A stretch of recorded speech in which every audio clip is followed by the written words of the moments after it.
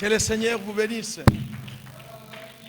Vous savez, mes bien-aimés dans le Seigneur, nous voudrions rappeler des choses importantes. Depuis le début de cette année, le Seigneur nous a donné un thème. Et ce thème-là, ce n'est pas un thème qu'on doit écouter et oublier. On doit s'appliquer à comprendre ce que Dieu attend de la compréhension de ce thème que Dieu nous a donné. À tes résolutions répondra le succès. Et nous vous avions dit sincèrement qu'une résolution est importante pour les chrétiens, que quand elle est accompagnée de la prière constante et insistante, basée sur la connaissance de notre Seigneur Jésus-Christ. Vous savez, une résolution, c'est une demande, c'est une requête. Et c'est pourquoi nous vous avions dit que dans la résolution, il y a 4 points importants. Et le premier point que nous allons parler, c'est la prière doit être comprise. Si vous ne comprenez pas ce que vous demandez, et alors, vous ne faites rien. Le cultivateur, quand il a planté son grain de maïs dans la terre, il connaît que le maïs, c'est quoi? Et cette plante, qu'est-ce qu'elle veut? Pour que l'attente du cultivateur soit grande. Donc, il y a une connaissance. C'est ce que nous disons. Le cultivateur comprend bien ce qu'elle fait. Il en est de même de toi et de moi. La prière que tu veux, la demande que tu veux faire à Dieu, tu dois la comprendre. Les dessous et les dessus. Si tu ne comprends pas ce que tu pries, c'est du bruit. C'est pourquoi nous vous avions dit, le premier point, la prière doit être comprise. Vous voulez avoir un mari. Mais ce mari-là, il faut le comprendre. Il faut le connaître. Quels sont les atouts que tu veux? Parce que si tu connais, tu vas commencer à mieux prier. Non, je veux une femme. Mais quelles sont tes attentes? Nous devons comprendre. Tu veux l'argent. Tu dois comprendre l'argent. Et cet argent que tu veux, c'est combien? Et qu'est-ce que tu vas faire de cet argent? C'est pourquoi la prière doit être comprise. Non pas être comprise comme certaines personnes que j'entends, cette prière est trop comprise, ils passent. Non, ce que vous sortez dans la bouche là, vous devez les comprendre très bien. L'importance des choses que vous demandez à Dieu. Il y a les saisons, il y a les temps. Mais parce que ces choses vous intéressent, vous devez bien le comprendre. Le cultivateur sait que s'il a jeté une graine sous la terre, il a 3 mois à attendre. Et toi, tu dois aussi comprendre les temps et les saisons dans la demande que tu as faite. Le deuxième point, la prière est un feu. Dieu répond par le feu. Nous vous avions dit, je ne peux pas prendre du temps pour que je parle, parce que ça va me prendre du temps. Et le troisième point, nous vous avions parlé. Nous n'avons pas encore parlé. Mais avant de parler cela, nous vous avions parlé dans le troisième point, la fatigue comme instrument que l'ennemi utilise pour nous désarmer. Elle est importante. Il est important aussi de comprendre ces choses. Que si Dieu dit que la fatigue c'est un instrument qui fait désarmer, qu'est-ce que tu fais? Qu'est-ce que tu fais? Et aujourd'hui, nous allons parler, la prière est une arme. Alléluia. Alléluia. Dites bien Amen. Vous savez, la prière est une arme. Il faut qu'on en parle et il faut qu'on comprenne. Parce que si vous ne comprenez pas les circonstances actuelles, vous allez répéter et réciter la prière, c'est une arme, mais en vous, il y a un vide. Non, ce n'est pas un slogan. C'est toute une vie parce que nous devons nous approprier des larmes comme prière au quotidien. Voyez aujourd'hui, le combat spirituel a pris un niveau plus élevé. Si toi tu ne crois pas à ça, il y a des choses, quelques années, on avait peur même d'en regarder, même d'en parler. Mais aujourd'hui, c'est facile que tu regardes comment on est en train d'égorger une personne. Pour vous dire quoi? Que le combat spirituel a atteint un niveau plus supérieur. Et si toi tu continues toujours à dormir, et le diable a fait en sorte que beaucoup de moyens que nous utilisons ce sont des moyens qui sont l'étiquette du diable. Tout ça pour accentuer les combats dans la vie du chrétien. Ne dors pas. Parce qu'aujourd'hui, la sorcellerie, elle est pleine. La magie, elle est pleine. Même dans l'église. Or, à ce temps-là, ça n'existait pas. Pour vous dire que le diable a fait sortir toutes ses griffes. Mais si toi, tu ne t'en sers pas de ton arme qui est la prière, bien-aimé, tu vas crier, mais personne ne t'aidera. Si vous avez votre Bible, nous allons lire à 2 Corinthiens. 2 Corinthiens chapitre 10. Chapitre 4, nous lisons au nom de Jésus-Christ. 2 Corinthiens chapitre 10, verset 4. Nous lisons au nom de Jésus-Christ. Car les armes avec lesquelles nous combattons ne sont pas charnelles, mais elles sont puissantes par la vertu de Dieu pour renverser des forteresses. J'aimerais que vous réfléchissiez un peu. Parce que souvent nous sommes amenés à comprendre certaines choses d'une manière charnelle. Mais ici, que le Saint-Esprit vous aide de comprendre ce message d'une manière spirituelle. L'apôtre Paul dit, les armes avec lesquelles nous combattons ne sont pas charnelles, mais elles sont puissantes par la vertu de Dieu pour renverser des forteresses. Asseyez-vous. Le thème de ce matin, la prière est une arme. Bien-aimé dans le Seigneur, l'apôtre Paul, qui nous a écrit ce verset, nous donne une précision importante concernant l'arme qui est la prière. Je voudrais vous inviter dans ce voyage dans la prière dans votre cœur. Parce que la seule chose que l'ennemi combat, c'est l'arme que vous avez. Et l'arme que vous avez, c'est la prière. Et alors, chaque fois qu'on parle de la prière, l'ennemi se soulève pour nous rappeler des petites choses nulles.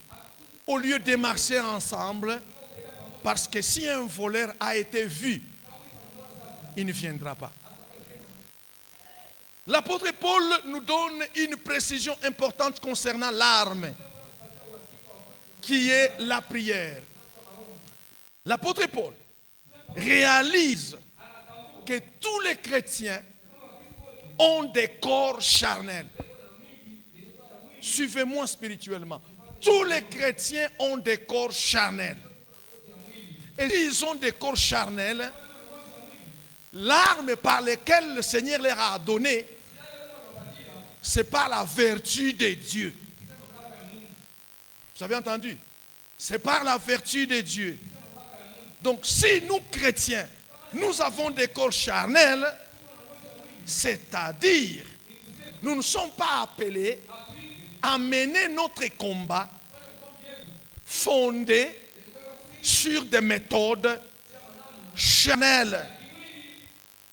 C'est-à-dire, nous ne pouvons pas mener nos combats en ayant une pensée sur les armes charnelles. Ça ne marche pas. Alléluia. Ça ne marche pas. Vous prenez en tête, vous remplissez un fusil. Vous êtes en train de prier comme si vous tirez pam, pam, pam, pam, pam, pam. Ça ne marche pas. Est-ce qu'on est ensemble? Que le Seigneur nous aide. Alors l'apôtre Paul dit que les armes du combat chrétien ne sont pas charnelles. Vous avez noté ça? Nos armes en tant que chrétiens, parce que nous devons combattre l'ennemi invisible, nos armes ne sont pas charnelles. Et nos armes ne se ressemblent pas aux armes charnelles. Alléluia. Ainsi, les chrétiens ne se servent pas d'épée. Ils ne se servent pas d'épée. Les chrétiens ne se servent pas de fusil. Les chrétiens ne se servent pas des armes sophistiquées que nous connaissons aujourd'hui pour combattre l'ennemi. Et encore, il y a d'autres armes que nous devons comprendre aujourd'hui, que les chrétiens ne peuvent pas encore se servir. Si les chrétiens ne se servent pas des armes conventionnelles qu'on connaît, les chrétiens aussi ne se servent pas, donc ne peuvent plus utiliser. Il ne peut plus utiliser sa richesse comme arme, sa gloire comme arme, sa puissance physique comme arme, son éloquence ou son habileté humaine pour dominer ou avoir la victoire sur les autres. Non. Vous avez entendu ça? Parce que souvent nous nous bloquons seulement sur les armes, mais nous gardons en nous cette histoire-là. Quand j'ai beaucoup d'argent, je commence à dominer les autres. Ouais. Aussi longtemps que cette pensée est en toi, tu ne peux pas combattre parce que nos armes ne sont pas charnelles. Si tu as un travail et que tu as un bon salaire, tu n'as pas gagné. Ça ne sert à rien de te considérer comme si tu es plus important. Non. Car nos armes ne sont pas charnelles. Alléluia. Alors je voudrais te rappeler ce matin, parce que nous avons besoin de comprendre ces choses. Les chrétiens ont négligé cet aspect financier. Dans leur tête, dès qu'il a l'argent, il croit qu'il a gagné. Dès qu'il a l'éloquence de bien parler, il regarde tous les autres et il croit qu'il est au-dessus d'eux. Non, mes bien-aimés, même si vous avez la gloire, vous savez bien prêcher, on applaudisse. Ce n'est pas une arme pour toi pour dominer les autres. Parce que nos armes ne sont pas charnelles. Alléluia. Même si vous êtes puissant physiquement, vous faites des choses physiquement, mais ne dominez pas les autres. Parce que nos armes ne sont pas charnelles. Alléluia. Alléluia. Même si tu parles bien, mais c'est toi qui parles bien. Parce que tu vas dire, moi je chante bien. Qui m'est égal dans cette chorale-là? Ma voix, elle est au-dessus de tout. Ce n'est pas une arme pour te mettre au-dessus des autres. Bien-aimé dans le Seigneur. Et alors, la victoire que Dieu nous accorde C'est quand nous faisons un combat et que nous utilisons les armes que lui-même veut que nous utilisons. Applaudissez pour le Seigneur.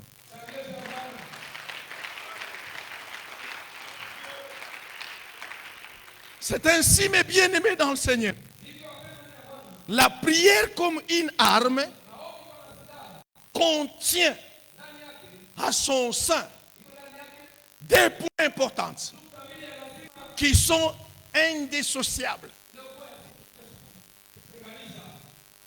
Parce que quand on dit la prière c'est une arme, quand vous faites une prière comme une arme, mettez-vous en tête que vous avez la foi dans le Dieu vivant.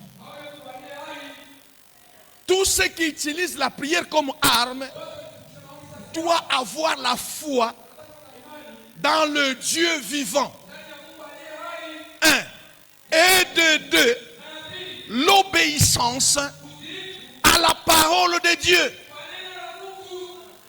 Et les deux ensemble expliquent l'arme, la prière comme une arme.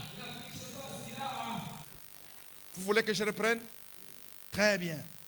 La prière comme une arme contient à son sein la foi dans le Dieu vivant et l'obéissance à la parole de Dieu. Celui qui prie doit avoir foi en ce Dieu vivant. Celui qui prie doit avoir l'obéissance à la parole de Dieu en lui. À ce moment-là, il a l'arme spirituelle et cette arme commencera à faire des choses extraordinaires. Nous ne prions pas parce que nous sommes émotionnés. Nous ne prions pas parce que nous avons besoin. La prière devient une arme. Quand nous prions, nous avons la foi en ce Dieu vivant. Quand nous prions, nous avons l'obéissance à la parole de Dieu. Là, vous avez l'arme redoutable.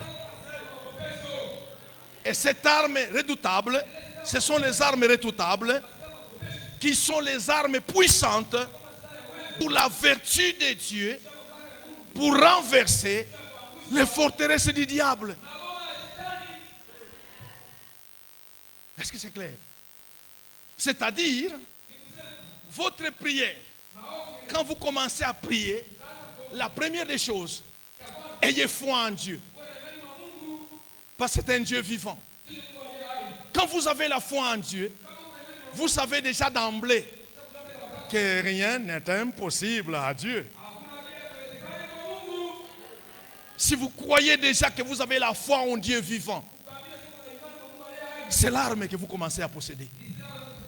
Et non pas seulement ça, il vous faut encore obéir à la parole de Dieu. Les deux vont ensemble et les deux dans la main d'un chrétien, ça devient une arme puissante pour la vertu de Dieu, capable de renverser les forteresses du diable.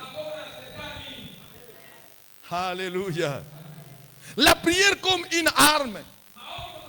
Quand je vous parle, la prière est une arme. Automatiquement réfléchissez vite.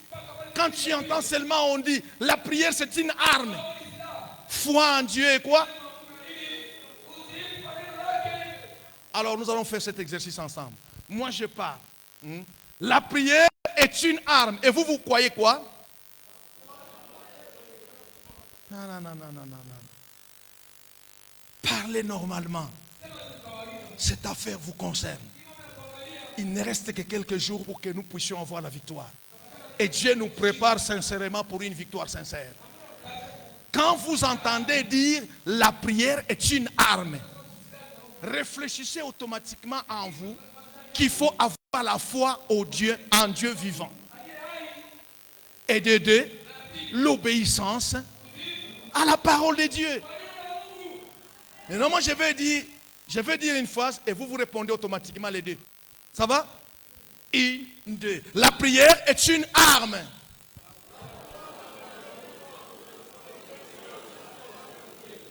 N'oubliez pas ces choses. Si ces choses sont en vous, même si on a érigé quelque chose de grave, le Seigneur va les découvrir dehors. Parce que là, cette arme est en vertu. Vous avez compris? La vertu de Dieu. Il siège dans ces deux choses. Il siège dans la foi et il siège dans l'obéissance à sa parole.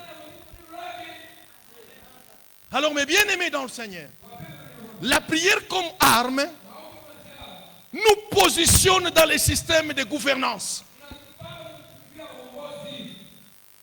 Vous avez entendu ça? Et nous positionne dans les systèmes, dans le système de gouvernance. Quand vous priez une prière comme une arme, là où vous êtes, vous commencez à gouverner. Ah non, vous n'avez pas encore compris. Que le Saint-Esprit vous aide. La prière comme une arme, c'est un système de domination. Nous dominons le monde des ténèbres quand nous sommes en train de prier. Et le monde des ténèbres ne s'approchera pas parce que nous dominons cet endroit-là. La prière comme arme nous permet de posséder notre territoire. Dans mon quartier, là où je réside, parce que je lance la prière comme une arme. J'ai possédé cet endroit au nom de Jésus-Christ. Vous venez avec la sorcellerie, ça ne marchera pas. Parce que là où je suis, j'ai déjà possédé ce territoire au nom de Jésus-Christ. Nous ne sommes pas des apprentis. Nous avons un Dieu puissant. La prière comme une arme. Et nous fait accéder aux promesses divines. Toutes les promesses que le Seigneur nous a données. Parce que nous avons l'arme. Nous les possédons. Selon le plan de Dieu lui-même. La prière comme arme. Et nous fait régner avec Christ. C'est-à-dire, les dons spirituels, il nous les accorde. Parce que nous régnons avec lui. Vous voyez l'importance de la prière comme arme?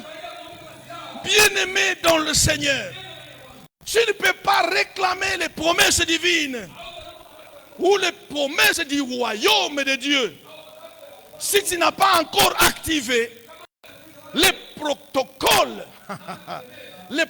du royaume que la prière est une arme. Oh. Alléluia. Est-ce qu'on va ensemble? Est-ce qu'on est ensemble? Parce que la prière, si tu l'actives comme ton protocole, tu sais que j'ai la foi en Dieu vivant. Mais qu'est-ce que j'aurais peur? Il y a la parole. J'ai obéi à la parole de Dieu. Et je marche dans ces choses-là. Mais alors là, j'ai une arme par la vertu de Dieu qui me permet de renverser les forteresses. Bien-aimé dans le Seigneur, aujourd'hui, Satan utilise l'ignorance et la peur pour accéder ou pour ouvrir la voie à ses desseins destructeurs dans la vie des chrétiens. Mais on ne fait pas attention à ça. Dis à celui qui est à ta gauche, tu as entendu ce qu'on a dit là? Est-ce que tu n'es pas ignorant dans certaines choses? Dis-lui. Est-ce que tu n'as pas la peur là? Eh bien, l'ennemi aujourd'hui fait en sorte que vous avez l'arme, c'est bien. Pourquoi est-ce que vous avez peur? Vous avez l'arme, c'est vrai. Mais pourquoi vous êtes ignorant? Malheureusement, l'ignorance et la peur ne sont pas seulement réservées aux non-croyants. Aujourd'hui, l'ignorance et la peur sont souvent actives dans l'église. Nous sommes dans une église vivante où Dieu nous donne la prière comme arme. Nous ignorons ce que Dieu est et nous avons la peur de n'importe quoi. Comment vous allez recevoir pendant que vous êtes ignorant, pendant que vous êtes dans l'ignorance, pendant que vous êtes dans des peurs? Dieu n'a pas utilisé des hommes et des femmes en leur disant soyez ignorants. Il les appelle à la connaissance. Dieu n'a pas utilisé les gens pour dire soyez peureux. Il les appelle à ne pas craindre. Tous ces hommes que Dieu a appelés dans la parole de Dieu, il leur donnait ces conditions-là. Si Dieu est pour nous, non, aujourd'hui les chrétiens ne connaissent plus ça. Et ils marchent dans la voie, dit Satan. Satan a déjà ouvert des voies au-dedans d'eux. Écoutez-moi très bien. Trop souvent les chrétiens, aujourd'hui dans l'église, les chrétiens traitent les démons, la sorcellerie et autres trucs avec une crainte superstitieuse. Vous comprenez cela? Comme si les démons et les sorciers et les autres appartiennent aux superpuissances. Qu'est-ce qu'un démon a dans ta vie? Que dit la parole de Dieu? Parce que peut-être que tu n'as pas la connaissance. C'est parce que tu es ignorant.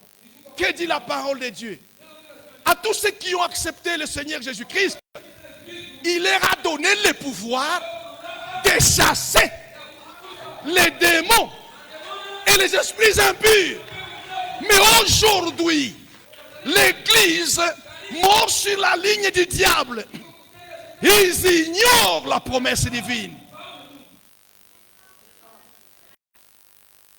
Écoutez,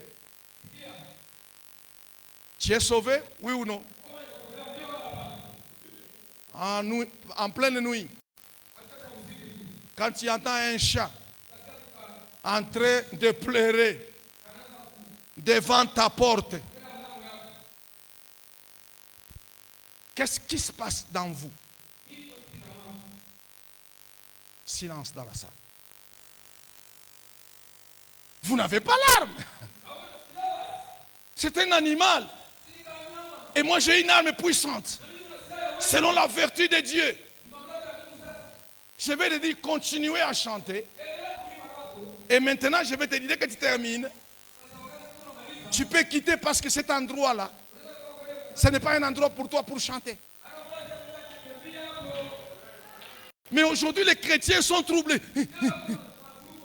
Les chats ont chanté, les chats ont pleuré. Où est passée votre arme? Là, le diable vous a eu. Parce que lui, il sait. Si vous êtes ignorant, il peut vous manipuler comme il veut. Si vous êtes peureux, il peut vous manipuler comme il veut. Bien-aimés dans le Seigneur, les chrétiens aujourd'hui ignorent qu'ils ont le nom de Jésus qui est au-dessus de tous les noms.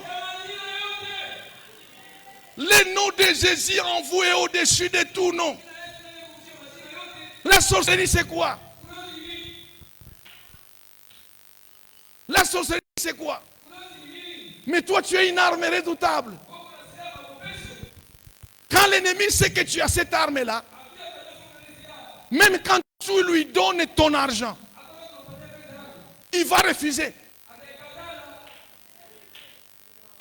Parce que ça va lui créer des problèmes. Alléluia. Alléluia. Non, votre main tiède, c'est comme si vous ne comprenez pas encore.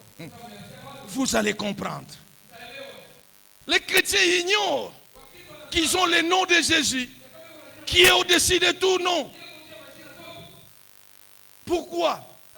Parce que ils ont négligé de combattre des combats qui sont dans leur vie. Et ces combats-là n'est révélé que par la prière comme arme.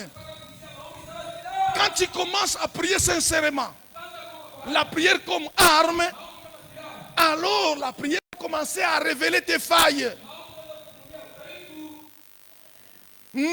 Aujourd'hui, beaucoup de chrétiens, ils sont là, mais ils ne font rien pour leurs attitudes. Tu as des attitudes que tu ne fais rien. Ils prient, mais ils ne gardent pas que les choses ne viennent pas parce que j'ai des mauvaises attitudes. Ils prient et ils ne reçoivent pas et ils ne voient pas que en eux il y a des mauvais comportements. Il y a des comportements quand vous regardez là-bas. Vous avez des comportements. Qu'est-ce que vous faites pour faire partir ces comportements? Qu'est-ce que vous faites pour faire partir ces attitudes-là? Qu'est-ce que vous faites pour faire partir vos faiblesses-là? Qu'est-ce que vous faites pour faire partir vos rancœurs? Allez chercher dans le dictionnaire, voir les rancœurs, ça veut dire quoi? Alors, si vous ne faites rien pour faire partir ces choses qui sont en vous, Dieu ne vous donnera pas l'arme. Alléluia. Pourtant, la parole de Dieu déclare en Jacques, chapitre 4, verset 7. Nous lisons rapidement. La Bible dit ceci. Soumettez-vous donc à Dieu. Résistez au diable et il fuira loin de vous. Se soumettre à Dieu veut dire savoir faire la prière comme arme. Quand on obéit à la parole de Dieu, quand? Parce qu'il y a la foi et l'obéissance. Quand vous avez la foi en Dieu, au Dieu vivant, et que vous obéissez à sa parole, là, vous vous soumettez à Dieu. Votre prière devient une prière qui est une arme. C'est pourquoi l'apôtre Paul dit, et Jacques dit, soumettez-vous à Dieu. Savoir faire la prière comme arme avec ces deux choses. Car si nous sommes dans cette prière, elle nous permet de résister au diable. Parce que quand je tire, boum, le diable connaît mon chemin. Il ne viendra pas de ce chemin de crainte que ces histoires soient détruites. Ça va les faire fuir loin de nous. Il y a quelques années, je marchais dans la rue. Je vois une personne, je le vois très bien, une personne qui vient. Elle vient. Moi, je la regarde, c'est une personne. Je fais semblant parce que moi aussi, je fais ma route. Quand je retourne les yeux, il n'y a personne. Or, il n'y a même pas un endroit pour se cacher. Je me suis posé des questions. J'ai halluciné ou quoi? L'esprit me dit, quand vous avez l'arme en vous, l'ennemi, quand il voit, il fuit. Parce que ça nous permet de dominer. Ça nous permet de gagner notre territoire. Bien-aimé dans le Seigneur, il y a des choses que tu ne combats pas dans ta vie. Ces choses que tu ne combats pas dans ta vie, explique que tu les tolères. Oh, alléluia. Les choses que tu ne combats pas dans la vie là, ça explique que tu les tolères. Mais parce que tu les tolères, l'ennemi, tu lui as ouvert la porte. C'est pourquoi nous disons, le silence est une stratégie. Mais quand on est dans la guerre comme pendant 7 ans, une guerre spirituelle, ton silence n'a pas de sens. Prie, non, Nikonaomba Mouro. Tu t'étais. Mais il ne faut pas céder. Parce qu'Isaïe a dit, je ne me tairai point jusqu'à ce que je vois apparaître l'aurore. C'est toi qui as besoin de cette situation-là. Même si ça traîne. Mais il y a les attentes que tu as sur les choses que tu as priées. Mais si tu t'étais, et alors le fait de se taire, ça veut dire, tu as refusé de combattre par la prière. Donc, tu t'étais, tu as autorisé à l'ennemi à agir contre toi. Et lui, il viendra par ton silence, il s'installe. Si tu ne fais rien face à l'ennemi, il prendra ton silence comme une invitation que tu lui as lancée. Beaucoup de chrétiens aujourd'hui, recevez. Ils disent Amen, je reçois. Et puis ils croisent les bras. Vous avez reçu quoi? Il faut se battre. Continuez, continuez, continuez parce que tu as l'arme. Plus tu te bats, plus la chose s'approche. Bien-aimés dans le Seigneur, si vous n'avez pas été appelé à subir, Dieu ne vous a pas été, donc Dieu ne vous a pas appelé à subir des conséquences. Dieu ne vous a pas appelé à perdre. Dieu vous a appelé à renverser les forteresses. Alléluia. Il ne faut pas dire non, bon, c'est comme ça. Dans notre famille, l'argent c'est comme ça. Non. Toi, tu connais le Seigneur. Tu n'es pas comme les autres de la famille. Toi, tu connais le Seigneur. Tu n'es pas n'importe qui de la famille. Dieu t'a donné la prière comme une arme. Les forteresses qui empêchent que l'argent entre dans la famille, c'est leur problème. Mais toi, parce que tu as l'arme redoutable, ces forteresses-là qui bloquent l'argent là, au nom de Jésus, tu vas les détruire. Parce que tu te bats avec l'arme sous la vertu puissante de Dieu. Tu ne peux pas subir ce que les autres ont subi. Non, ma famille s'est mariée, c'est un problème. Il n'y a que des femmes légères. On s'en fout. Mais toi, le Seigneur t'a sauvé. Il t'a donné une arme redoutable. Si leur forteresse les embrouille, c'est eux. Mais pas toi. Lève-toi. Utilise ton arme. Bats-toi. Détruis ces forteresses. Même si dans la famille il ne pleut pas, ils sont dans le désert, c'est leur problème. Ton territoire doit recevoir la pluie venant de la part du Seigneur. Parce que le Seigneur t'a donné la prière comme une arme. Tu n'as pas à subir. Tu dois décréter et prendre possession de ton territoire. Au nom de Jésus, je prends possession de mon territoire. L'ennemi n'a pas droit d'affronter.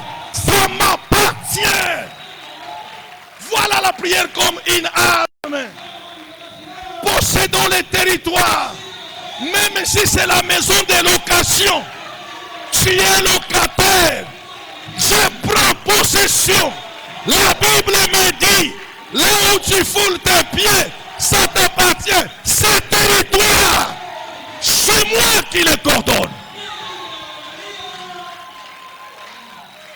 Prenez possession de votre territoire. Même au campus, dans ta faculté là, je prends possession. Je prends possession. C'est mon territoire. Le temps est dur. nous devons comprendre aussi comment s'en tirer. Bien-aimés dans le Seigneur, pourquoi nous devons prendre possession? Parce que l'ennemi ne comprend pas le langage de l'autorité de la prière, que celle, la prière comme une arme. Dès que vous avez la prière comme une arme, l'ennemi vous fuit. Parce que vous allez déstabiliser ces histoires. Il va prendre les bagages et va quitter loin de toi. Même avant de partir, il va chercher un peu à te déstabiliser. Toi tu dis, je m'en fous. Le Seigneur est pour moi. Si le Seigneur est pour moi, qui sera contre moi? J'y suis. J'y reste jusqu'à ce que le Seigneur va m'ouvrir une autre porte. En conclusion, ayez foi au Dieu vivant. Ayez l'obéissance à la parole de Dieu. C'est des choses qui vont vous permettre de faire une prière comme une arme pour renverser les forteresses d'Isable. Levez-vous, mes bien-aimés dans le Seigneur, et combattez en vous donnant une discipline spirituelle. Car vous n'êtes pas n'importe qui. Cette arme redoutable, on ne la donne pas à n'importe qui. On te l'a donné parce qu'on sait pourquoi on te l'a donné. Ne permets pas au sommeil.